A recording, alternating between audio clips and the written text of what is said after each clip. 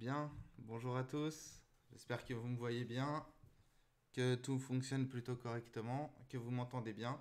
Faites signe dans le chat, bonjour à tous. Faites signe dans le chat si vous m'entendez bien, qu'il n'y a pas de problème particulier ou quoi. Ah, moi je m'installe, je suis tranquille pour ce petit live. Bien jeu, bien le bonjour, bien jour. Voilà, c'est un nouveau mot qu'on invente aujourd'hui.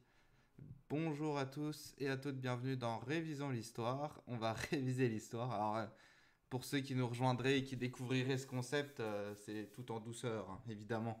Hein, on est en période de confinement, donc c'est un moyen de faire un petit apéro quiz tranquille. Voilà. Donc on va attendre encore quelques minutes. N'hésitez pas à partager le lien du Twitch si vous voulez voilà, avoir un peu plus de défis, etc. N'hésitez vraiment pas, hein. Voilà. Je dis bonjour à tous mes élèves et anciens élèves qui sont présents dans le chat et qui sont là pour réviser. Euh, Ça me fait plaisir que vous soyez là.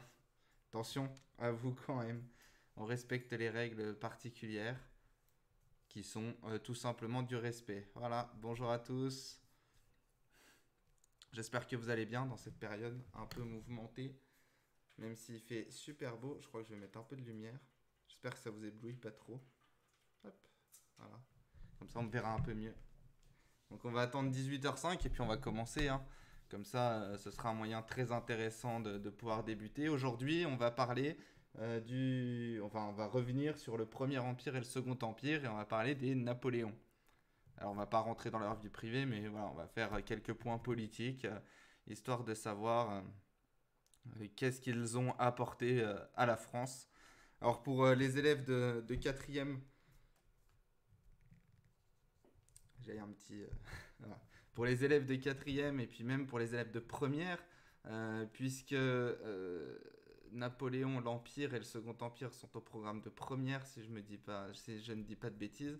Euh, pour les E3C, ces nouveaux examens, alors je sais que cette année c'est un peu particulier, mais en tout cas pour les prochaines années, etc., ça pourrait être intéressant de voir de revoir un peu des notions sur le premier et le second empire.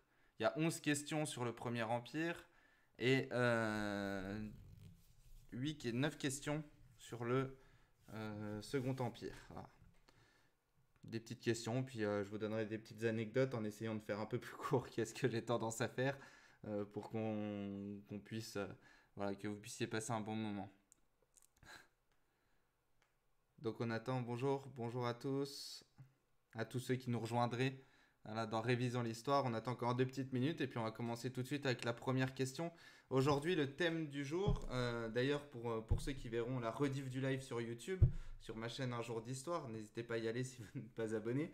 Mais voilà, vous pourrez revoir la rediff et donc vous pourrez vous entraîner aussi à travers un petit, en prenant un stylo et un crayon de papier, un petit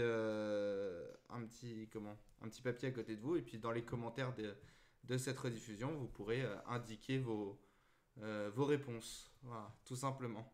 Alors je vais regarder ce qui se passe, des fois vous me verrez tourner à gauche, c'est parce que j'ai l'écran avec le chat juste à côté, voilà, pour voir qui est là, pour prendre en note vos réponses et puis vous dire si vous avez juste ou pas.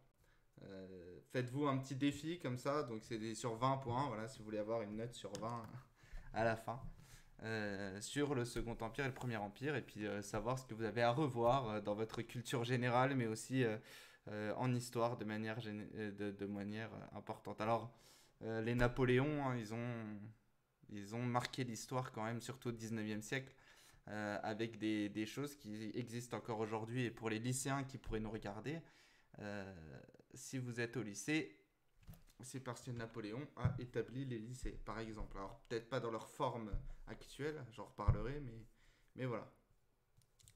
Donc, bonjour à tous, n'hésitez pas à partager. Ah, bonjour Annie Mugui, merci de nous rejoindre.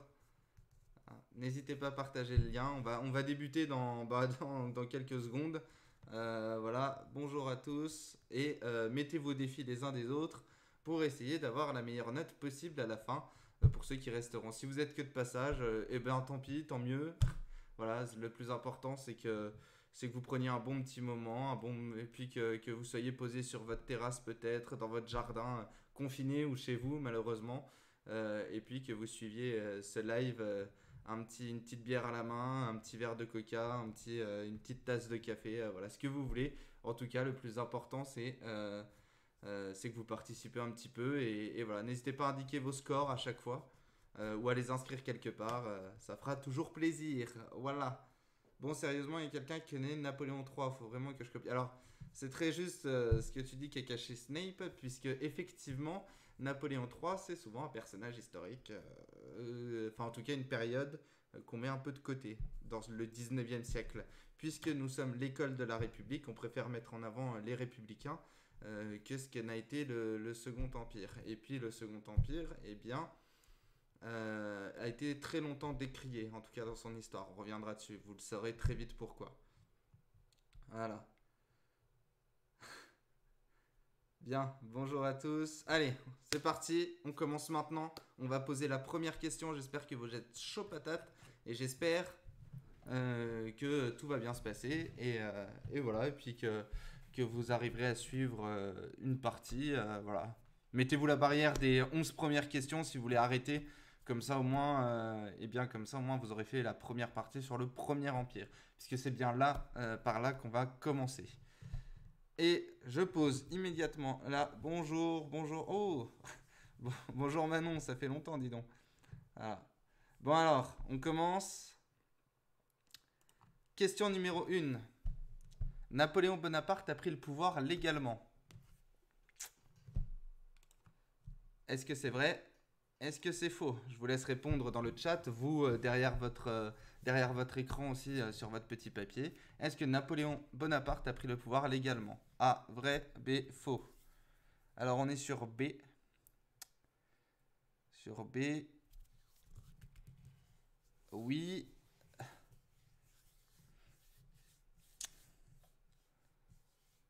Voilà, hop. Alors, on est sur B, on est sur du B. J'attends encore que vous répondiez hein, dans le chat. N'hésitez pas. La question, c'est est-ce que Napoléon Bonaparte a pris le pouvoir légalement, vrai, faux? Je reprécise quand même que les questions, elles sont niveau collège. Bah, si on veut, niveau collège. Hein. Donc, vous êtes tous et toutes capables de pouvoir y répondre. Napoléon Bonaparte a pris le pouvoir légalement. Est-ce que c'est vrai? Est-ce que c'est faux? Telle est la question. N'hésitez pas à répondre. Bien, alors je vais vous révéler la réponse. Hein. Eh bien, effectivement, c'est la réponse B, c'est faux, puisque c'est bien par un coup d'État. Donc, bien joué, Kakashi Snape. C'est par un coup d'État que Napoléon Bonaparte a pris le pouvoir. Est-ce que dans le chat, vous avez la date exacte? Hein? Est-ce que dans le chat, vous avez la... Bah oui, bah dis donc. 9 novembre 1799. On est des connaisseuses, hein, des connaisseurs. Effectivement, c'est bien le 9 novembre 1799 que Napoléon Bonaparte prend le pouvoir. Après quelle campagne? Quelle est la campagne guerrière qu'il a menée, d'ailleurs, qui l'a fait être populaire auprès du peuple français? Je regarde dans le chat. Ah, dans le chat, là, parce qu'on a une experte en Napoléon. Est-ce que tu peux nous dire, après la campagne, oui, effectivement, bon, voilà, il n'y a pas de... Il n'y a pas de triche possible, c'est bien la campagne d'Égypte. C'est juste. Après l'Égypte, après ses nombreuses victoires contre l'Autriche en particulier, Napoléon il est apprécié et donc il va prendre le pouvoir à un moment où la nouvelle République, enfin la nouvelle République, c'est quand même 7 ans qu'elle est en place, mais cette jeune République, la première République est fragile. Bien joué, on passe à la question suivante. Hop, question numéro 2. Quel est le nom du régime politique qu'il met en place en 1799? Est-ce le consulat? Est-ce la République? Est-ce l'Empire? Ou est-ce la monarchie? Quel est le nom du régime politique qu'il met en place en 1799? Est-ce qu'on est sur un consulat, sur la République, sur un empire ou sur la monarchie? Alors. Il y a des notions très précises dans le chat. Effectivement, Aboubikr, ban naval et terrestre, Héliopolis. Voilà. Alors, on essaye. On essaye, on essaye. J'attends encore un peu de réponses. Vous, derrière votre écran qui voyez peut-être la rediffusion de ce live, je vous laisse écrire sur un bout de papier pour compter vos points, etc. Manon qui est là, et ça fait, ouais, ça fait plaisir de te voir. J'espère que tout va bien dans cette période de confinement. Voilà, donc on a la réponse A, la réponse A. Est-ce qu'on pourrait aussi avoir des réponses du modérateur comme ça il pourra participer un petit peu et puis ça mettra un peu plus de piment. Allez, on tente, on essaye. On essaye d'avoir. Stéphane, mais non, ça aussi ça s'appelle un troll. Si mon modérateur me troll, c'est dommage. Alors, effectivement, on est sur la question 2. Quel est le nom du régime politique qu'il met en place en 1799? Le consulat, la République, l'Empire, la monarchie. Eh bien, la bonne réponse, ce n'est pas la monarchie. Ce n'est pas un empire, pas encore en tout cas. Ce n'est pas une république, mais bien un consulat. Effectivement. Effectivement, on est sur le consulat. Et Napoléon Bonaparte se fait d'abord élire consul, ce qui lui donne presque quasiment tous les pouvoirs hein, à ce moment-là. Et ensuite, il se fera élire un peu plus tard consul à vie. D'ailleurs, effectivement, consul à vie. D'ailleurs, c'est bien ma troisième question. On est sur la question numéro 3. Comment Napoléon demande-t-il l'accord aux Français quand il se fait nommer consul à vie? Est-ce par un plébiscite au suffrage universel ou est-ce par une élection au suffrage censitaire? Alors, comment Napoléon demande-t-il l'accord aux Français quand il se fait nommer consul à vie? Par un plébiscite au suffrage universel ou par une élection au suffrage censitaire? Et là, c'est une question qui fait appel à du vocabulaire, ça c'est sûr. Ça c'est évident. Alors, on est sur B, B. Hop. J'aurais dit A, A, B, B, A, B, B. Alors, comment Napoléon demande-t-il l'accord aux Français quand il se fait nommer consul à vie? Par un plébiscite au suffrage universel, par une élection au suffrage censitaire? Vous dites dans le chat, vous dites majoritairement B. Il y a Longwy 54400 qui dit A. Eh bien, la bonne réponse. Je devrais avoir du roulement de tambour comme ça. Eh bien, effectivement, la bonne réponse, c'est la réponse A. Et oui, un plébiscite, c'est quoi un plébiscite? Pour rappel, un plébiscite, c'est un vote du peuple par oui ou par non. En quelque sorte, c'est un référendum à une question qui est posée par Napoléon. Hein. Donc, Napoléon va poser une question, c'est un plébiscite. Est-ce que vous voulez faire de moi consul à vie? Les Français vont répondre majoritairement oui à cette question. Au suffrage universel, c'est-à-dire que hommes et femmes. Que je dise pas de bêtises. Non, surtout les hommes. Oui, c'était un suffrage universel masculin, surtout à ce moment-là. Évidemment. Quoique, j'ai quand même un doute là-dessus. J'ai quand même un doute. Je vérifierai, puis j'inscrirai dans les commentaires ou dans le chat, on va regarder. Non, il me semble suffrage universel masculin. Il me semble pas que les femmes aient voté pour ce... Ah, j'ai un doute. Là-dessus, j'ai un petit doute. Si vous avez la réponse dans le chat, n'hésitez pas à me dire. Hein. Est-ce que les femmes pouvaient voter au plébiscite? Ça me paraîtrait assez louche puisqu'elles n'ont eu le droit de vote qu'en 1944.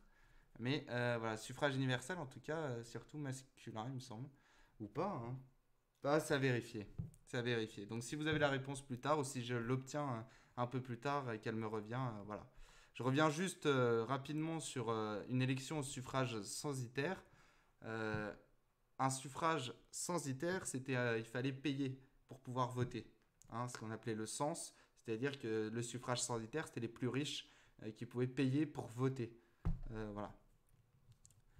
Donc, oui, je suis d'accord avec toi, Manon. Je pense pas non plus que les femmes puissent voter. Donc, c'est à confirmer. Pourtant, dans ce que j'ai lu, c'était suffrage universel.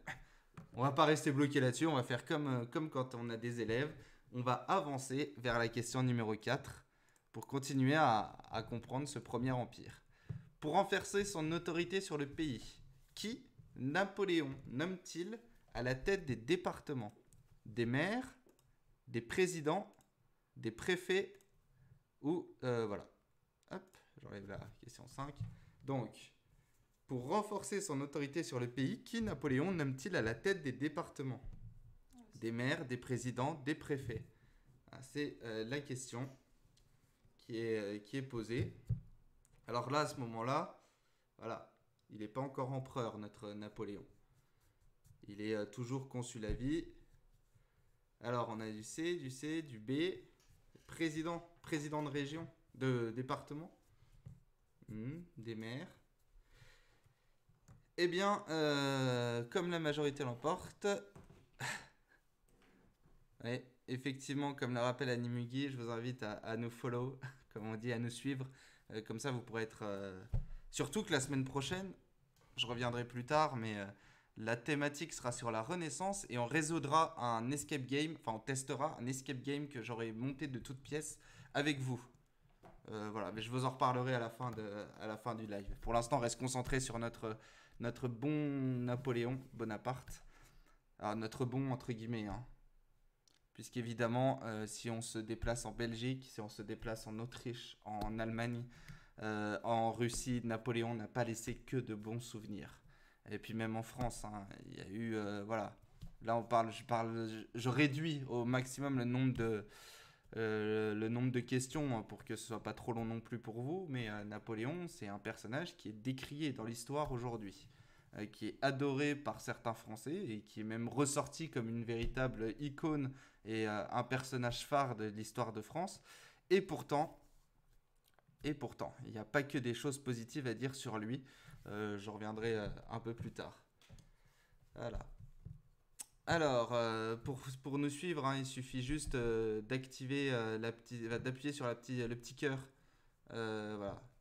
Sur le petit cœur que vous avez, vous pourrez suivre. Après, vous pouvez aussi vous abonner, mais ça, c'est une autre question. Si vous avez envie, en tout cas, voilà.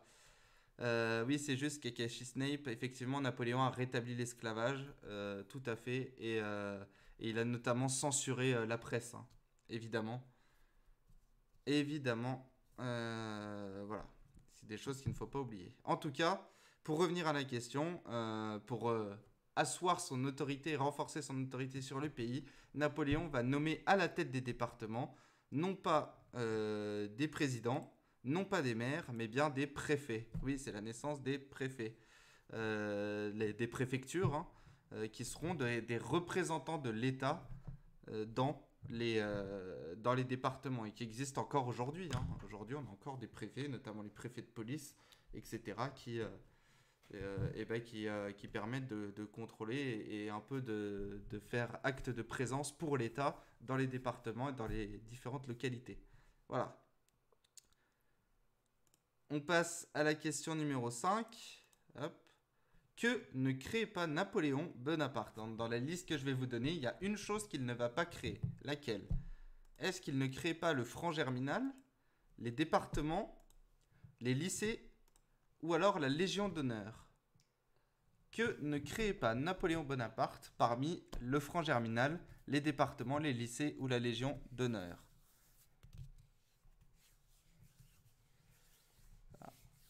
Alors, que ne crée pas Napoléon Bonaparte, le franc germinal, les départements, les lycées, la Légion d'honneur? Il a tout fait, non? Ah, non. Et non. Non, je vous ai piégé dans le premier live. Je vous piège pas là. Je vous le dirai si je vous piégeais. Non, il y a bien parmi cette liste, il y a une chose qu'il n'a pas créée. Puisque ça a été créé avant lui. Je vous donne un petit indice là. Vous aussi, derrière votre écran, qui êtes sur YouTube, qui revoyez la rediffusion, ou alors sur Twitch, qui revoyez cette rediffusion, n'hésitez pas à inscrire votre réponse. Je vais vous donner la réponse dans quelques minutes. Il continue à l'utiliser, mais c'est pas lui qui l'a créé, la Légion d'honneur. Si, c'est lui qui a créé la Légion d'honneur. Tout à fait. Bon, je donne déjà une bonne réponse. Il est à l'origine de la Légion d'honneur. Allez, je vous laisse un peu réfléchir. En attendant, merci à toutes celles et tous ceux qui seraient de passage sur ce live. Vous êtes bien dans Révision l'Histoire. On parle des Napoléons. Premier Empire, Second Empire aujourd'hui. La première partie est plutôt simple puisque surtout du programme de quatrième en histoire. Et puis, elle sera un peu plus complexe quand on parlera de Napoléon III, puisque c'est une période qui est un peu plus délicate, en tout cas qui est un peu moins abordée et dont on se souvient moins dans les programmes d'histoire. Alors, je regarde, on dit l'abbé alors. Et en tout cas, Napoléon Bonaparte, il va bien créer la Légion d'honneur. C'est lui qui va attribuer cette Légion d'honneur qui existe encore aujourd'hui. Il va créer les lycées. Effectivement, Napoléon a dans sa politique une envie d'élitisme, en tout cas voilà, de méritocratie et d'élitisme de créer une noblesse impériale en quelque sorte, hein, avec des gens très cultivés, etc. Et donc il va créer le lycée pour amener les plus jeunes à atteindre cette élite impériale, en tout cas. Ça, c'est sûr. Donc, effectivement, il va créer les lycées. Il va également créer le franc germinal, qui va être une monnaie qui va rester jusqu'à la Première Guerre mondiale. En tout cas, qui va être une monnaie qui va rester très longtemps sur laquelle va se reposer la majorité de l'économie française tout au long du 19e siècle. Ça, c'est une certitude. Donc, il va créer le franc germinal. Effectivement,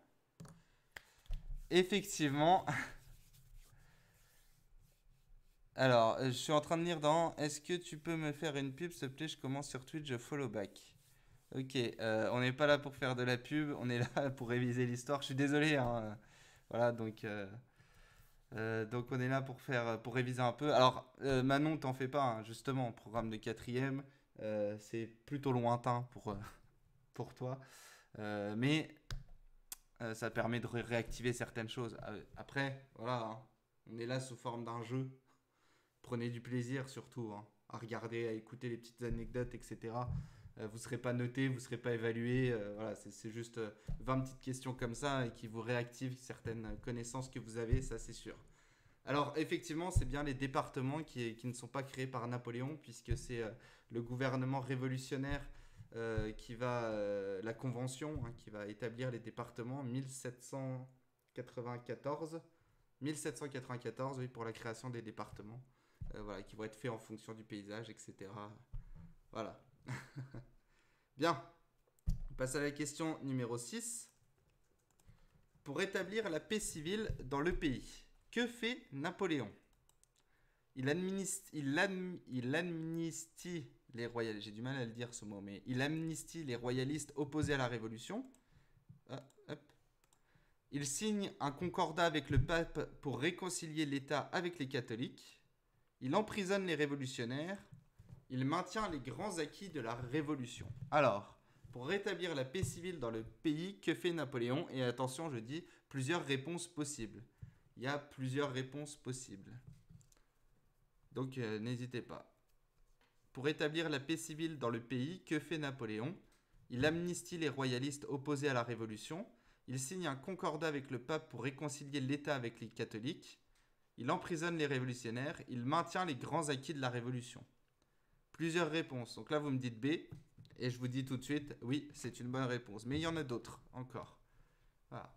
Pour rétablir la paix civile dans le pays, que fait Napoléon? Je vous rappelle qu'à ce moment-là, quand Napoléon avance en tant que consul dans son consulat, la France sort de la période révolutionnaire qui est assez sanglante et puis également qui va diviser le pays. Et il va y avoir des révoltes populaires un peu partout, un peu partout, surtout en Vendée, ce qui est connu.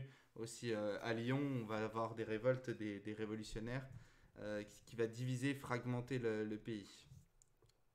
B et A, on a la D. Eh bien, vous avez dans le chat, vous avez la bonne réponse, effectivement. Les trois lettres que vous avez données sont les bonnes. Il va effectivement amnistier les royalistes opposés à la Révolution. Hein, il fait alors. Kekesh Snape nous dit quand il devient empereur, il fait tout pour être opposé au roi. Utilisation de l'angle impérial à la place de la fleur de lys. Oui, c'est juste.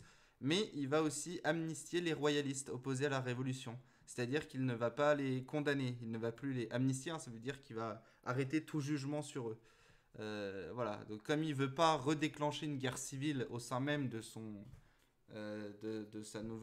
consulat, de la France, eh bien, il va décider d'amnistier les royalistes, c'est-à-dire ceux qui étaient pour un retour du roi, en quelque sorte.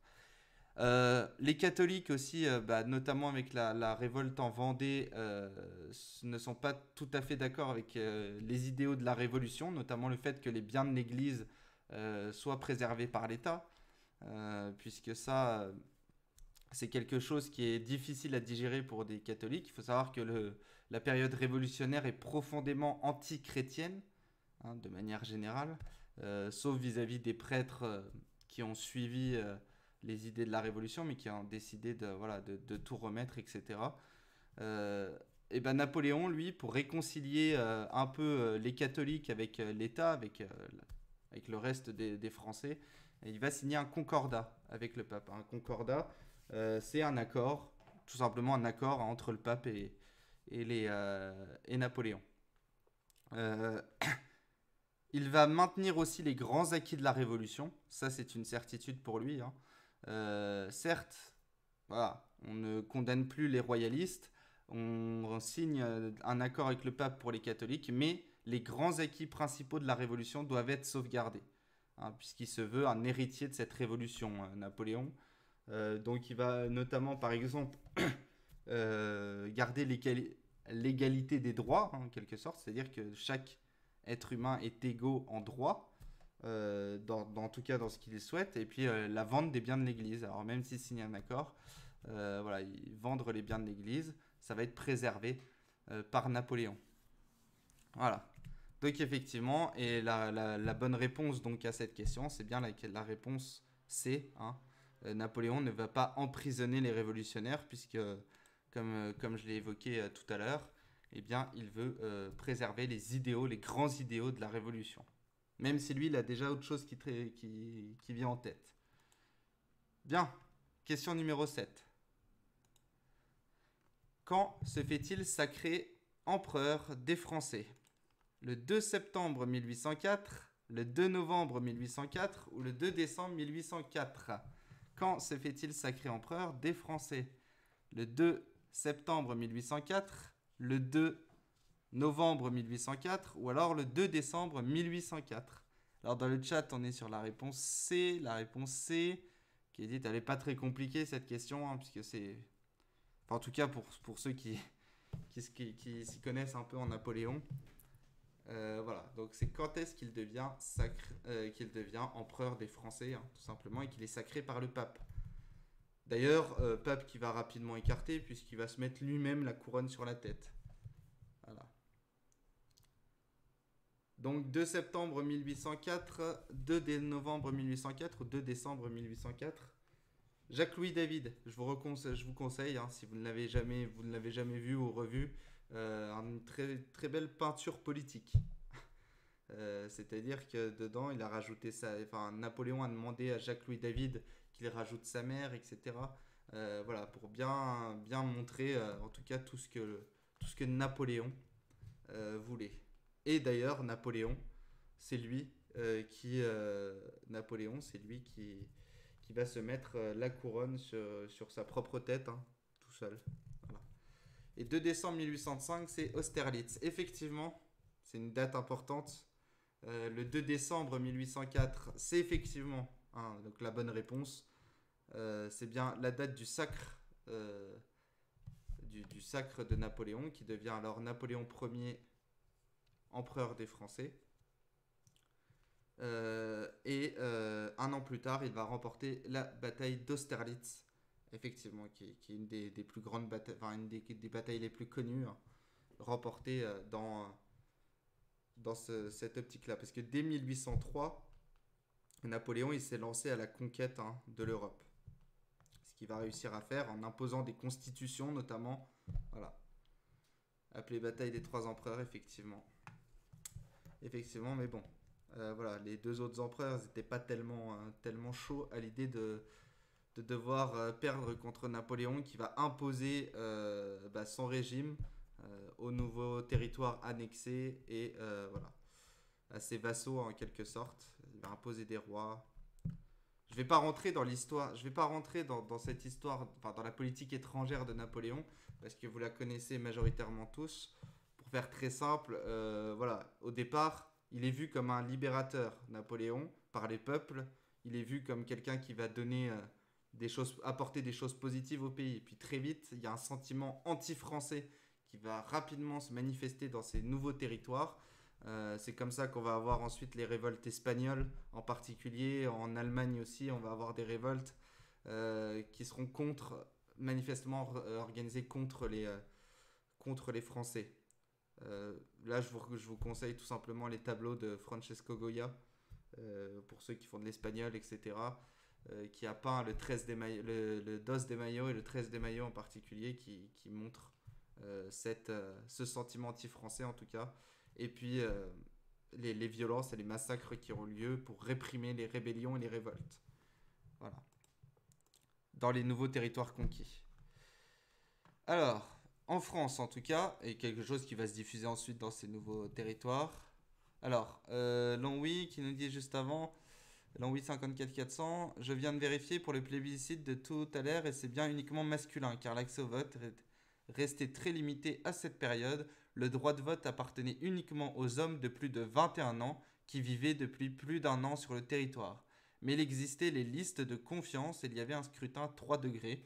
Le peuple n'élisait pas encore ses représentants. Ah, merci pour ces précisions, Longwy 54 400, d'avoir apporté. Alors, comment appelle-t-on le recueil de lois qui fixe le droit des personnes dans la société et établi par Napoléon en 1804? Plusieurs réponses. Le code noir, le code de l'indigénat, le code de la route ou le code civil. Alors oui, pour la réponse C, j'ai pas réussi à faire preuve véritablement d'imagination, mais voilà. Le code noir, le code de l'indigénat, le code de la route, le code civil. Alors. Comment appelle-t-on le recueil de lois qui fixe le droit des personnes dans la société et établi par Napoléon en 1804? Le code noir, le code de l'indigénat, le code de la route, le code civil. Prenez note derrière votre écran aussi. Écrivez la réponse, enfin en tout cas la lettre qui correspond. Calculez. Hop. C'est pas très compliqué, hein. Encore une fois. Voilà. Bon. Bah évidemment, la réponse c'est la réponse D. Sans souci, c'est bien le code civil. Le code noir, c'est un code qui a été mis en place par Colbert en 1800, 1800, n'importe quoi, en 1600, j'ai plus la date, mais en tout cas par Colbert qui était ministre de Louis XIV, notamment pour légiférer sur l'esclavage en particulier. Le code de l'indigénat, c'est un code qui a été mis en place dans les colonies, voilà, en particulier aussi. Voilà. Pour notamment légiférer sur les indigènes, justement, comme on les appelait à ce moment-là. Le code de la route, bon bah, hein, pas besoin de relever. Et enfin, le code civil, c'est donc bien le nom qui est donné à ce recueil de lois qui fixe le droit des personnes dans la société et qui est établi par Napoléon en 1804. Le code civil qui existe encore aujourd'hui, hein, qui fait office de matière en droit. Voilà. Donc c'est sûr que Napoléon a apporté beaucoup de choses pour la France. Ça, c'est évident là-dessus. Et il n'y a rien à dire. Il a apporté beaucoup de choses, même si, voilà, hein, il y avait son côté autoritaire, impérial, qui était au devant de la scène, et puis que bien sûr, il a muselé les libertés fondamentales, en particulier. Hop, je vérifie juste. Est-ce que je vois sur mon écran qu'il y a un petit... Vous suivez toujours, il n'y a pas de problème, hein? D'accord, ok. Il n'y a pas de problème, tout suit. Oui, parce que je vois juste sur mon écran qu'il y a eu un petit lag. Dans le chat, ça marche, ça fonctionne. Voilà. Allez, on va dire que oui. J'espère que ça fonctionne. En tout cas, on va passer à la question numéro 9. Allez, encore deux petites questions et puis ensuite on fera une petite pause dans ce live, pas très longue, hein, je vous rassure, histoire de voir que tout fonctionne bien.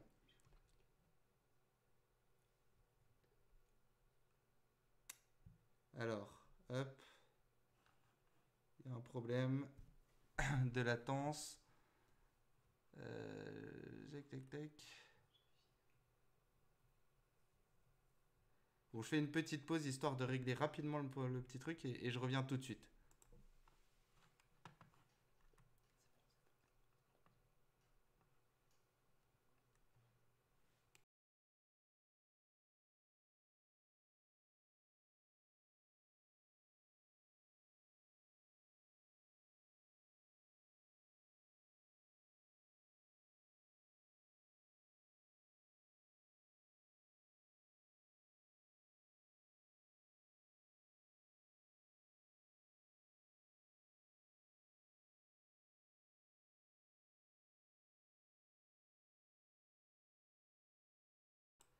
Je suis de retour. Est-ce que vous êtes de retour avec moi? C'est la question. Est-ce que dans le chat, vous êtes toujours là? On a essayé de régler un petit problème rapide, hein, pas de souci là-dessus. Le débit est revenu correctement, ça fonctionne. Normalement, ça devrait aller. Il y a un petit décalage, mais vous allez certainement revoir ces images. Pour la diffusion, enfin, la rediffusion sur YouTube, c'est pareil, je suis désolé, hein. Donc on était sur cette question numéro 9. On était à la question numéro 9, il me semble, rapidement. Ouais, hop, donc je vais enlever la question 8, voilà. Et on va poursuivre, on va y arriver. Voilà, on est toujours là. Désolé, un petit souci à régler, c'est pas un problème. Question numéro 9. Lors de quelle campagne Napoléon perd-il une grande partie de son armée en 1812? Celui, c'est bien beau de parler des victoires, hein, qu'il a sur une très longue période. Mais voilà. La campagne de France, la campagne de Prusse, la campagne de Russie ou la campagne d'Autriche. Alors, lors de quelle campagne Napoléon perd-il une grande partie de son armée en 1812? Armée qu'il avait constituée avec la conscription en particulier, c'est-à-dire hein, que les plus jeunes devaient venir effectuer un service militaire, hein, de façon régulière. Et puis, pour constituer ce qu'on appelait la Grande Armée à ce moment-là, hein, qui a effrayé l'Europe jusqu'en 1812 à peu près, parce qu'elle marchait voilà, sans véritablement d'obstacles. Donc, lors de quelle campagne Napoléon perd-il une grande partie de son armée en 1812? La campagne de France, la campagne de Prusse, la campagne de Russie ou la campagne d'Autriche? Et on est sur les... Ah, bonjour Jeff Armand, merci de nous rejoindre. C'est pas très grave, hein, voilà, on est... merci. Donc c'est tac tac avec Berezinova et Almaskova, ils vont faire la terre brûlée, effectivement. Alors c'est très intéressant, Kikashi Snape. Ah, bonjour petit sou. Voilà, effectivement. Alors vous êtes plutôt fort là-dessus. Donc très bien, on est bien sur la campagne de Russie, effectivement. La campagne de France, bon voilà. Il fallait bien que je trouve des réponses un peu approximatives. Et hop, si je l'efface, c'est pas la bonne chose. Donc effectivement, on est bien sur la campagne de Russie. C'est bien la réponse C. Vous avez raison, notamment avec la Bérésina, qui est un épisode fameux hein, où voilà, les troupes françaises se sont retrouvées face au climat russe. Et ça a été particulièrement désastreux. D'ailleurs, ce ne seront pas les seuls à se faire surprendre par le climat russe. Hein, Hitler, plus tard aussi, lors de sa campagne de Russie à lui, se fera surprendre par la résistance des Russes et par le climat, hein, le froid glacial, etc. Donc c'est bien. On est bien sur la campagne de Russie qui va stopper hein, l'avancée purement et simplement de Napoléon. Et petit à petit, comme il va perdre énormément, une grande partie de son armée, et il va être refoulé jusqu'à Paris. Où il n'aura d'autre choix que... Oh, hop, je remets. Il n'aura d'autre choix que d'abdiquer en 1814. Hein, puisque après cette campagne de Russie qui a été désastreuse, petit à petit, les empereurs se forment. Enfin, les empereurs, le tsar russe, accompagné de ses alliés, ses fidèles alliés comme d'habitude, reforment une coalition européenne contre Napoléon et le force à abdiquer à Paris en 1814. Alors, sauf que après il va être exilé. Je passe cette zone-là. Et on arrive à une période où il va être exilé pas très loin de la Corse, sur une petite île dont vous avez forcément le nom. On reviendra juste après dessus. pas très loin de la Corse, de l'Italie. Voilà, donc c'est encore un peu trop proche, en Méditerranée, etc. Et non, c'est une mauvaise réponse, Longwy 54-400. C'est pas grave, voilà. Donc comment est-ce qu'on appelle la période de son retour en France après son abdication en 1814? Puisqu'il va revenir, hein. Il est têtu, le Napoléon. Les 100 jours, le nouvel ordre, le retour du roi ou le printemps des peuples. Voilà. Alors, comment appelle-t-on la période de son bref retour en France après son abdication en 1814, après son exil? Voilà. Il va revenir par l'Italie en particulier, il va remonter jusqu'à Paris, récupérer sa période. Alors on a les 100 jours, réponse A. Effectivement, hein, je ne vais pas faire attendre le suspense, on est bien sur la période dite des 100 jours. Le printemps des peuples, on est en 1848 à ce moment-là, 1848, c'est les révoltes nationalistes en tout cas qui ont lieu en Europe. Le retour du roi, c'est un titre du Seigneur des Anneaux, voilà. Le Nouvel Ordre, il me semble que c'est le nom du Nouvel Ordre dans Star Wars, donc rien à voir. On est bien sur les 100 jours. Bonne réponse. Question numéro 11 et dernière question qui concerne Napoléon Bonaparte, Napoléon Ier, empereur des Français. Où est-il définitivement exilé en 1815? Est-ce à l'île d'Elbe, la Corse, les îles Canaries ou bien Sainte-Hélène? Donc, entre-temps, dans cette période des 100 jours, Napoléon va essuyer une très grosse, enfin il va se prendre une grosse fessée pour faire simple, hein. Je vulgarise très, très largement, mais pour faire simple, il va se prendre une grosse fessée à Waterloo en 1815, toujours face à cette coalition européenne qui décide clairement de passer à l'action et d'éviter qu'ils reprennent ce statut d'empereur considéré. Donc voilà, où est-ce qu'il va être définitivement exilé en 1815 par les Anglais, hein, en particulier. Ce ne sera plus en Méditerranée, ils ont bien retenu la leçon. D'ailleurs, hein, en Méditerranée, cette île, c'était bien l'île d'Elbe, hein, la première île sur laquelle il est exilé. Voilà. Waterloo, 18 juin 1815, avec la 7e coalition, c'est juste, tout à fait, effectivement. C'est en Belgique actuelle, hein. D'ailleurs, il y a un mémorial, c'est proche de Bruxelles, il y a un mémorial qu'il faudrait que j'aille voir. Enfin, c'est une petite réflexion personnelle sur Waterloo.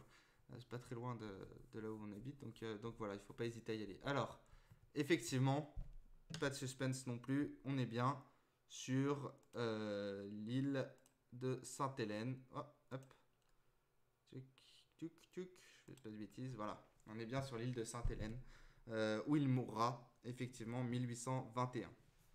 C'est juste, bonne réponse. 1821, c'est la fin d'un empereur dans la déchéance la plus totale, hein. En tout cas oublié de tous. On a fait en sorte qu'on l'oublie et les Anglais ont été particulièrement durs, hein, parce que l'Angleterre a été un des ennemis principaux avec les Russes de Napoléon. On fait un bond dans le temps. Terminé le premier empire, terminé Napoléon, on va passer au second empire. Et là, les questions vont être un tout petit chouïa, un petit peu plus compliquées. On va vous tester. Alors oui, maintenant je vais avoir faux, je ne connais pas Napoléon III. Son fils Napoléon II va reprendre, mais il va se faire dégager au bout de 15 jours. Oui, effectivement, Napoléon II va être effacé de l'histoire. Voilà, il a régné 15 jours, mais il va devoir abdiquer très rapidement. Question d'ailleurs, Napoléon II qui était le fils, hein, de Napoléon Ier, effectivement. Alors, Louis-Napoléon Bonaparte, neveu de Napoléon Bonaparte Ier. Avant de devenir empereur, quelle était la fonction de Louis-Napoléon Bonaparte? Il était maire, il était président de la République, roi de France, ou il n'avait aucune fonction? Alors, Louis-Napoléon Bonaparte. Dans le chat, on dit B pour l'instant. Avant de devenir empereur, quelle était la fonction de Louis-Napoléon Bonaparte, neveu de Napoléon Ier? Là, on est en 1800. Je ne vais pas vous dire la date puisque c'est la question suivante. Donc, alors, que me dites-vous dans le chat? On a du A, 1848. Ah non, la date, elle n'est pas bonne. On va venir après président de la République, Jeff Armand. Effectivement, on a cette réponse-là qui arrive. Roi de France, aucune fonction, il était maire. Réponse D, Il avait une fonction quand même, donc ce n'est pas la réponse D, bien tenté quand même. Il n'était pas roi de France, mais effectivement, il était bien président de la République. Deuxième République à ce moment-là, qui a duré 4 ans, voilà, puisqu'elle a été instaurée en 1848, après la Révolution de 1848. Elle a duré jusqu'en 1852, puisque Louis-Napoléon Bonaparte a été élu, enfin en tout cas nommé président de la République. Il n'a pas été élu, il a été mis en place en tant que président. On pensait de lui que c'était un benet qui se ferait facilement manipuler, etc. Au final, voilà, coup d'État pour devenir... oui, il a fait un coup d'État et puis il a réussi à devenir empereur lui aussi en manipulant un peu tout le monde. Et il installe donc voilà, le Second Empire. Donc quand est-ce que Louis-Napoléon Bonaparte devient Napoléon III, empereur des Français? Le 2 décembre 1804, le 2 septembre 1852, le 2 novembre 1852, le 2 décembre 1852. Oui, c'est ça, Jeff Armand. Louis-Napoléon Bonaparte était bien président de la Deuxième République. C'est juste, qui a duré de 1848 à 1852. Alors, cette question. Quand Louis-Napoléon Bonaparte devient-il Napoléon III, empereur des Français? 2 décembre 1804, 2 septembre 1852, 2 novembre 1852 ou 2 décembre 1852. On est sur la D. Sur la D, la A, c'est Napoléon Ier. Effectivement. La D, effectivement, c'est une bonne réponse dans le chat.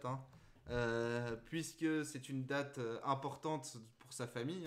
Effectivement, le 2 décembre, c'est bien la date où Napoléon Ier est devenu empereur en 1804. Il va vouloir réutiliser cette date-là. En plus de ça, 2 décembre 1800... Non, c'est 1852 la date. Oui, effectivement, le sacre plus Austerlitz. Donc Louis-Napoléon Bonaparte est tombé sur cette date et a dit voilà, c'est une date marquante, donc on va reprendre cette date-là. Et il est bien fait empereur le 2 décembre 1852. Question numéro 14. Comment il a copié son oncle? Ouais, parce qu'il y avait ce vieux souvenir de Napoléon qui restait là. Et puis voilà, cette fonction impériale qu'imposait Napoléon, il a voulu se baser là-dessus pour faire son propre empire. Comment appelait-on l'institution législative? Alors là, on est sur une question d'un plus haut level, d'un plus haut niveau, si on peut dire. Mais réfléchissez un peu et vous pourrez savoir. Comment appelait-on l'institution législative sous le Second Empire? L'Assemblée nationale, l'Assemblée impériale, le corps législatif ou le Conseil législatif? Je rappelle que l'institution législative, c'est-à-dire que c'est le pouvoir législatif, le pouvoir de voter les lois en particulier, pouvoir que n'aura pas cette institution législative. Effectivement, dans la première partie du Second Empire, c'est un empire qui est très autoritaire, mené par Napoléon III. Donc il va donner que le fait de pouvoir à cette institution législative, Napoléon III ne va donner le pouvoir en quelque sorte que de s'opposer vaguement un peu aux réformes, etc. Et de pouvoir modifier un peu le budget. Ah, celle-là, on piège un peu plus. L'Assemblée nationale, l'Assemblée impériale, le corps législatif ou le Conseil législatif. Eh bien, il s'agit non pas de l'Assemblée nationale, puisque ça c'est nom donné surtout principalement à notre Assemblée à nous, non pas l'Assemblée impériale, et il ne s'agit pas non plus du Conseil législatif. C'est bien le corps législatif, c'est le nom qu'on donnera. 270 députés qui seront élus à ce moment-là. Les premières élections de l'Empire vont renforcer les partisans de l'Empire dans ce corps législatif. Donc autant dire que voilà, majoritairement, dans les premières années du règne de Napoléon III, tous les députés seront acquis à sa cause, hein, en quelque sorte. Il n'aura pas tellement d'opposition.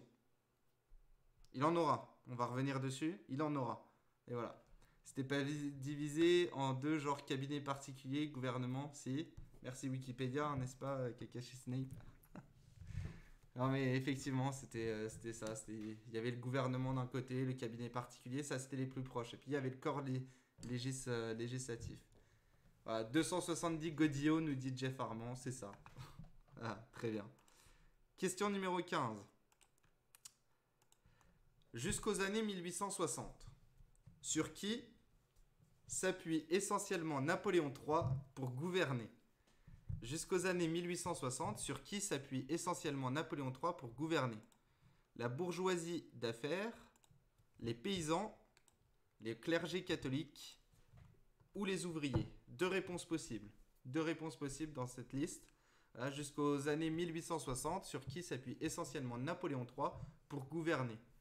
La bourgeoisie d'affaires, les paysans, le clergé catholique, les ouvriers. Alors, il y a deux réponses possibles. Je vous laisse répondre. On a A, C qui sont donnés. Alors, jusqu'aux années 1860, sur qui s'appuie essentiellement Napoléon III pour gouverner? La bourgeoisie d'affaires, les paysans, le clergé catholique, les ouvriers. Deux réponses possibles. Réponse A qui tombe. Je vais attendre encore un petit peu. Vous aussi derrière votre écran qui regardez la rediffusion, n'hésitez pas à prendre note de votre réponse. A et C, c'est les réponses qui tombent. Eh bien, effectivement, vous avez raison, hein, on est bien sur la bourgeoisie d'affaires, le clergé catholique. Alors, il va bien tenter, notre bon Napoléon III, il va bien tenter de rallier les ouvriers, mais ça va être un échec. Donc voilà. Puisqu'il va avoir une politique tournée vers le patronat, hein, vers la bourgeoisie d'affaires. Je vous rappelle aussi qu'on est en pleine industrialisation, donc Napoléon, le Second Empire, s'appuiera essentiellement dans ses premières années sur la bourgeoisie d'affaires, qui est la bourgeoisie, hein, qui se développe de façon importante au 19e siècle, avec la Révolution française, et sur le clergé catholique. Voilà. Parce que les catholiques vont reprendre du poil de la bête lors du Second Empire, et puis même au début de la Troisième République par la suite. Ah, mais ça, c'est une autre histoire. Voilà, question numéro 16. Question numéro 16. Quel est le nom du baron? Alors, celle-là, vous pouvez la trouver. Quel est le nom du baron qui a dirigé les transformations de Paris sous le Second Empire? Ungern, Drey, Haussmann ou Bismarck? Quel est le nom du baron qui a dirigé les transformations de Paris sous le Second Empire? Ungern, Drey, Haussmann ou Bismarck? Je vous laisse répondre dans le chat.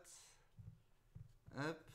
Alors oui, puisque Paris va être transformé véritablement avec de nouveaux plans d'urbanisation qui vont être mis en œuvre. Il va y avoir des grands travaux qui vont être lancés dans les capitales pour lui donner l'aspect qu'on lui connaît aujourd'hui. Les Champs-Élysées, place de la Concorde, etc. Des grandes avenues qui vont être tracées dans un Paris qui était encore très étroit, très médiéval à ce moment-là. Hein.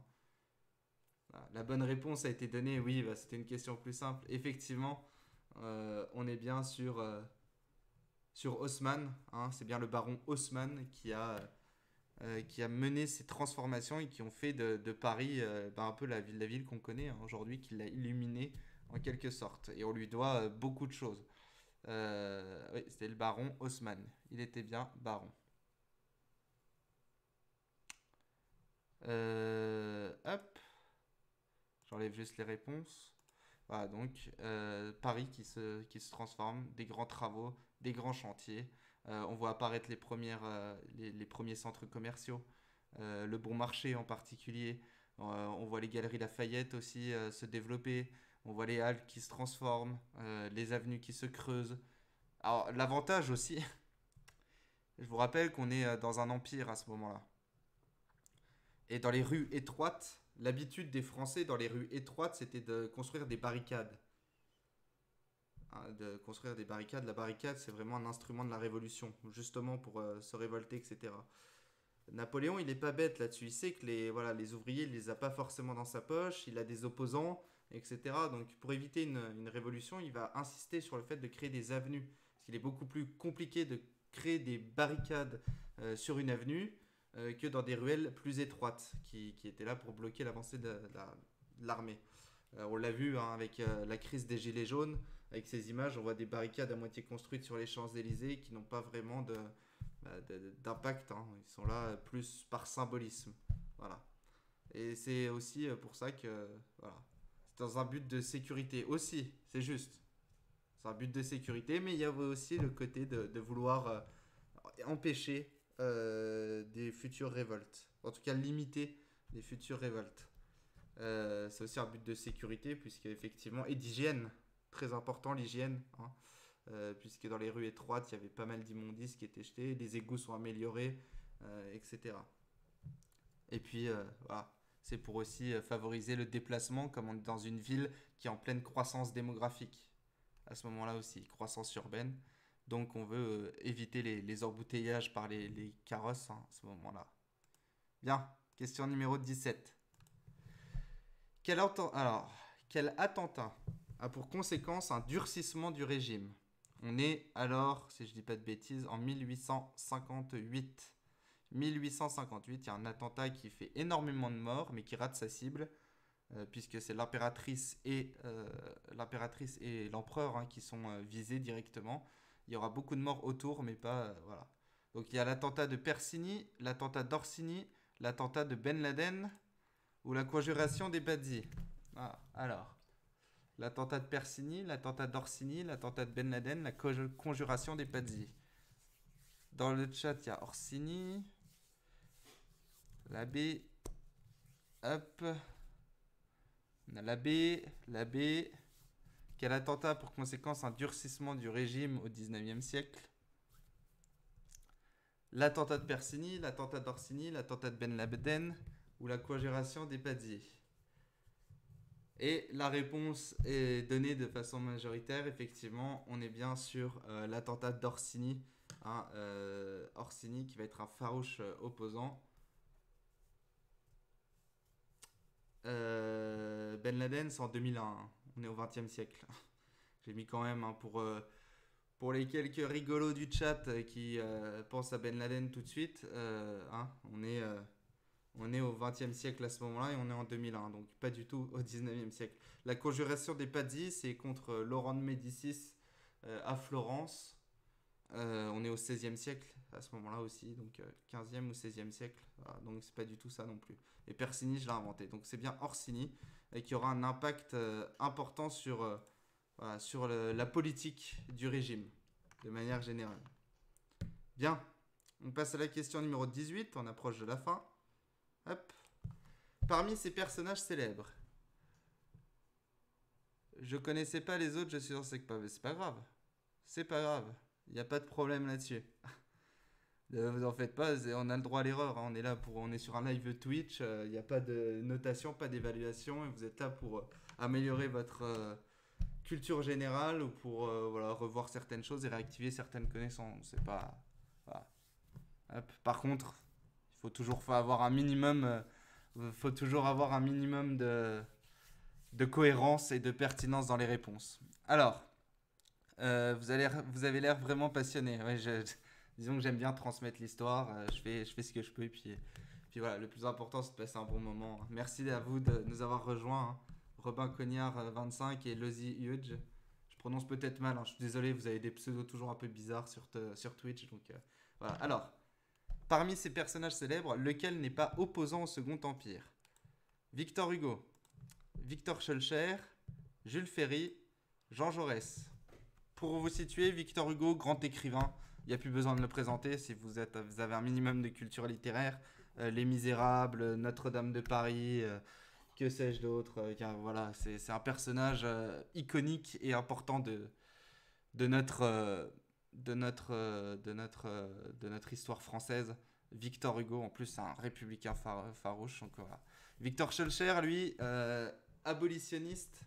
Il a permis, en tout cas, il a lutté beaucoup pour l'abolition de l'esclavage en 1848. Voilà, donc Victor Hugo, Victor Schœlcher, des grands personnages. Jules Ferry, l'école laïque, gratuite et obligatoire. C'est lui. La colonisation aussi, mais ça... Enfin, en tout cas, dans les trois C. Donc, Victor Hugo, Victor Schœlcher, Jules Ferry ou Jean Jaurès. Et vous me dites, donc on a la A, Schœlcher, je ne le connais vraiment pas. Vous le connaissez, alors vous le connaissez, je veux bien comprendre hein, que voilà, c'est quelque chose que vous avez vu il y a peut-être un peu plus de temps, mais voilà. Et la bonne réponse, c'est la réponse D. Hein. C'est bien Jean Jaurès. C'est bien Jean Jaurès qui, lui, n'est pas un opposant au Second Empire, puisque quand le Second Empire a pris, enfin en tout cas a débuté, il avait 10 ans, même pas 10 ans. Ouais, il était tout jeune. Jean Jaurès, trop récent, quand même pas, on est début du XXe siècle. Jean Jaurès est un socialiste qui défend les ouvriers, qui est mort assassiné à la veille de la Première Guerre mondiale, puisque lui, il était particulièrement opposé à la guerre. Voilà. Mais en tout cas, un grand socialiste, c'est une figure du socialisme dans le début du XXe siècle, en tout cas. À cette époque-là, il est trop jeune. Jules Ferry, je rappelle, école gratuite, laïque, obligatoire, un grand républicain aussi, qui a imposé ces principes-là et qui a rendu l'école accessible aux plus jeunes. C'est votre enfer aussi, à tous les élèves qui me suivent. Voilà. Je peux avoir le lien de votre chaîne YouTube, je vais essayer de me replonger dans l'histoire. Ah, c'est gentil ça. Tu fais des vidéos sur le programme SECPA parce que pendant le confinement, on a du mal. Ah, j'imagine. C'est pas le programme SECPA, je fais de l'histoire en général, mais je m'adresse à des 5e, des 4e et des 3e. Donc vous pouvez aller regarder, vous comprendrez. Il n'y a pas de problème là-dessus. Ma chaîne, c'est un jour d'histoire. Hein. C'est hop, comme je l'ai mis juste en dessous de la webcam. Voilà, on a un art diffusé, abonnez-vous, il n'y a pas de problème là-dessus. Donc, Victor Hugo, grand écrivain, grand littéraire, hein, Les Misérables, Notre-Dame de Paris. Voilà. Victor Schœlcher, abolitionniste, 1848. Merci à vous deux en tout cas d'être passés les garçons. Voilà. Et puis n'hésitez pas à vous abonner à la chaîne et à suivre les réseaux sociaux pour en savoir plus. Question numéro 19. Lors de quelle guerre le Second Empire prit fin? Prend fin, prit fin. La Première Guerre mondiale, la Seconde Guerre mondiale, la guerre franco-prussienne, oh, ça c'est hop, ou la guerre froide. Lors de quelle guerre le Second Empire prit fin? La Première Guerre mondiale, la Seconde Guerre mondiale, la guerre franco-prussienne ou la guerre froide? Alors, on a Robin Cognard qui nous dit guerre de Prusse, par élimination la C. Ouais, ça c'est un peu plus simple quand on élimine, effectivement. La C, et vous avez raison dans le chat, effectivement, c'est bien la guerre franco-prussienne. Première Guerre mondiale, non. C'était la Troisième République, la Seconde Guerre mondiale, c'est la même chose. La guerre froide, bien trop récent. C'est bien la guerre franco-prussienne qui oppose la France à la Prusse. Alors, bien entendu, là on est dans une partie où les oppositions sont de plus en plus fortes. Louis-Napoléon Bonaparte, Napoléon III, il a rendu son empire un peu plus libéral. C'est-à-dire qu'il a fait des lois qui ont permis notamment, comme en 1868, il a libéralisé un peu plus la presse. Hein. Avant, il y avait un fort contrôle sur les journaux. C'est juste, hein, c'est voilà. Ce que vous dites dans le chat, je reviens juste après. Mais effectivement, il y avait un fort contrôle sur la presse. Et à la fin, en 1868, il décide de rendre plus libre la presse et de faire des lois plus libérales. Et bien ça va donner un coup de force aux opposants qui vont s'y donner à cœur joie. Donc il va déjà être énormément critiqué, l'Empire va être énormément remis en question par les républicains qui réussissent à resolidariser leurs forces et puis d'un point de vue politique à avoir de plus en plus de poids. Il va y avoir la guerre au Mexique qui va porter un premier coup, les relations avec l'Italie, la politique italienne qui va être particulièrement malmenée par Napoléon III et du coup va lui valoir de nouveaux opposants, ceux qui étaient davantage à côté de lui, qui étaient avec lui, c'est à ce moment-là où ils vont se dire non, Napoléon III, non, ça ne fonctionne plus. Surtout avec sa politique italienne. Voilà, donc la guerre au Mexique qui a été un bazar pas possible. Ce n'est pas le sujet, mais que pensez-vous de l'actualité en tant qu'historien guerrier? Alors, je termine ça, je réponds à ta question juste après. On est à la dernière question quasiment, donc voilà. Et je réponds à ta question juste après, voilà, pas de souci. Donc, on est bien sur la guerre franco-prussienne entre la France, la Prusse. Effectivement, 1870, Napoléon se fait défaire à Sedan. C'est une défaite qui marquera les générations pour longtemps, puisque ce qu'on va retenir de Napoléon III, c'est cette fameuse défaite. Et surtout pour les conséquences qu'elles vont avoir. Alors, les conséquences qu'il va y avoir. C'est la dernière question. Oh. Quels territoires furent perdus par la France après le traité de Francfort? Parce que c'est une défaite. Hein. La Savoie, l'Alsace, la Moselle, la Bourgogne. Deux réponses possibles. Deux réponses possibles. Quels territoires furent perdus par la France après le traité de Francfort? Alors, il y en a deux. Il y a deux réponses possibles. La Savoie, l'Alsace, la Moselle, la Bourgogne, c'est pas très compliqué, hein, surtout pour nous qui sommes de la région, enfin en tout cas de la région concernée, on va dire. Voilà. Quels territoires furent perdus par la France après le traité de Francfort, c'est-à-dire le traité qui met fin à la guerre entre la Prusse et la France? La B. Alors, la B, c'est une réponse, c'est juste, c'est une réponse juste. Il y en a une deuxième. Effectivement, vous l'avez, la B, C, c'est juste. Effectivement, c'est bien l'Alsace. Oh, si je les efface, ça ira pas.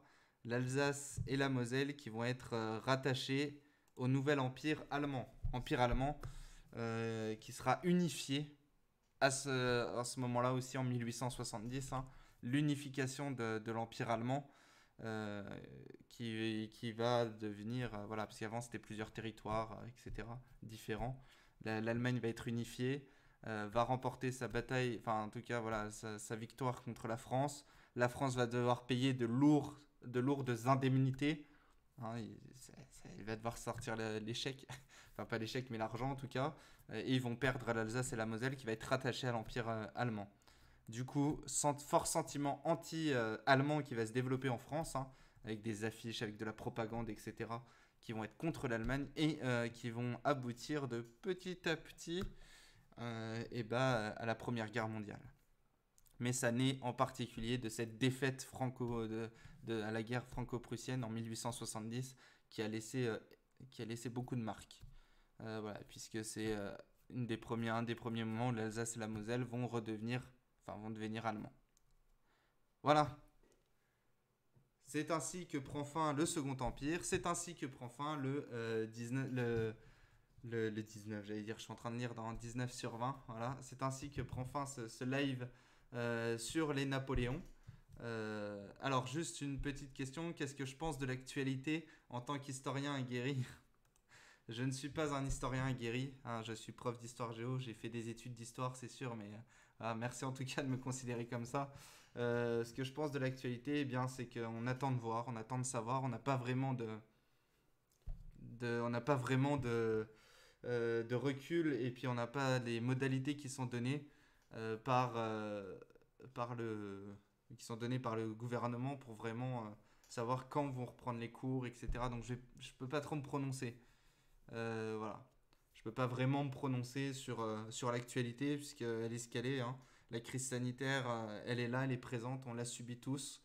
Le plus important, c'est de prendre soin de ses proches, de faire attention à soi, de faire attention aux autres, de rester confiné, c'est important, pour éviter qu'il y ait trop de monde dans les hôpitaux. Voilà. Et d'un point de vue politique, je ne vais pas m'exprimer parce qu'il y a beaucoup de choses à dire et ce serait trop long. Mais c'est pas le but de ce live en tout cas. Voilà. Alors, au fait, c'est vrai que Longwy a été prise par la Prusse lors de la première coalition en 1792. Oui, Kekesh Snape, c'est vrai. C'est vrai. Il y avait une occupation allemande hein, à ce moment-là. J'ai des pièces de Napoléon chez moi, très intéressant, Romain Cognard. Voilà. Bien, je vous laisse ici les amis. Merci à tous d'avoir suivi ce live. Rediffusion, si vous voulez revoir l'intégralité, rediffusion sur la chaîne YouTube Un jour d'histoire. N'hésitez pas à vous abonner, n'hésitez pas à regarder, il y a plein de choses dessus. Vous pourrez y trouver votre compte en cette période de confinement, enfin je l'espère. N'hésitez pas à commenter. Ça m'a fait plaisir de partager ce moment avec vous. La semaine prochaine, on va faire un live un peu différent. C'est-à-dire qu'on va résoudre ensemble un escape game. On va faire un escape game. J'ai monté un escape game pour mes élèves. Donc on va l'essayer ensemble pour voir si ça fonctionne correctement. Donc soyez au rendez-vous, 18 h tous les jeudis pendant qu'on est en confinement du moins, voilà, pour vous apporter des petites révisions sur l'histoire, des petites connaissances. Merci à tous de m'avoir suivi ce soir. Ça fait très plaisir de vous avoir eu. N'oubliez pas de me follow sur Twitter, comme on dit. Et puis, moi, je vous dis, comme on dit très souvent, hein, à tous et à toutes, et comme je dis à la fin de chacune de mes vidéos, à bientôt pour un nouveau jour d'histoire et merci de nous avoir suivis. Salut les amis.